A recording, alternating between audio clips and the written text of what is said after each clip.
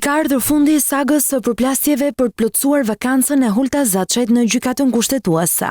48 ditë pasi Asim Vokshi është zgjedhur nga gjykata e lartë si antar i ri i kushtetueses, presidenti i Republikës Bajram Begaj tha se do e thërras Vokshin për betim javën e ardhshme. Nëse do ishit pak më të vëmendshëm, edhe të kishit parë shpalljen publike, njoftimin për media që ne kemi bërë, do të bëhet javës tjetër.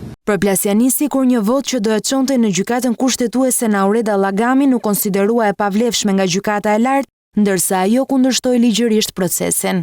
Gjykata kushtetuese pranoi shqyrtimin e çështjes, por e rrëzoi Llagamin javën e kaluar, duke lënë në fuqi procedurën dhe vendimin e gjykatës së lartë për zgjedhjen e Asim Vokshit si antar të ri që zëvendëson Holta Zaçajn nga java e ardhshme. Tani më presidenti i Republikës ka hapur garën për zëvendësimin e Sonila Bejtjes dhe pritet që Kuvendi të hap garën për zëvendësimin e vakancës së krijuar nga Elsa Toska.